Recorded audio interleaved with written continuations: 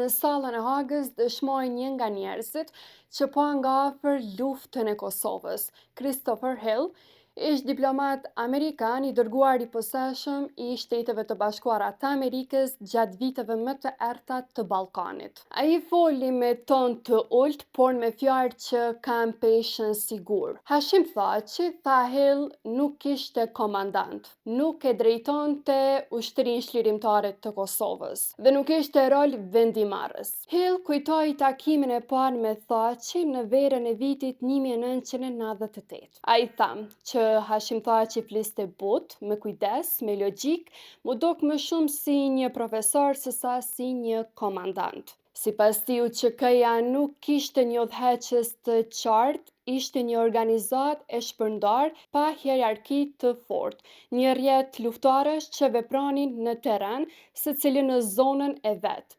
Ne kërkonim dikë që kishte autoritet mbi ta, tha Hill, por nuk e gjenim dot. Dëshmia e tij mori peshë të veçantë kur u ndalte bisedimet e Rambujës në fillim të vitit 1999.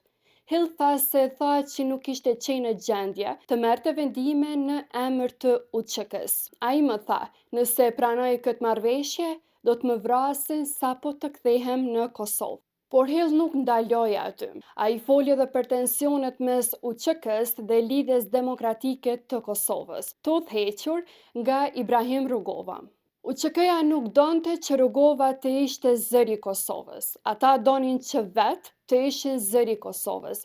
Donin të flisnin për pavarësinë vetë. Kjo, tha ai, ishte një përplasje politike, po aq e ashpër sa ajo në fushë betejë. Diplomati amerikan zbuloi edhe prapaskenat e takimit shumë përfolur midis Rugovës dhe Miloševićit në Beograd në vitin 1998. Një takim që sipas tij u nxit nga vetë amerikanët. Holbrooke tha se ishte ide e mirë që Rugova të takohej me Miloševićin. Unë isha skeptik dhe u vërtetua se kisha të drejtë. Takimi e dëmtoi Rugovën në sytë e popullit të tij. Në një pjesë tjetër të dëshmisë, Hill rikujtoi një moment që i parapriu masakrës në Pregas. Ai tha se ambasadori amerikan Robert Gelbart e kishte quajtur UÇK-n organizatë terroriste.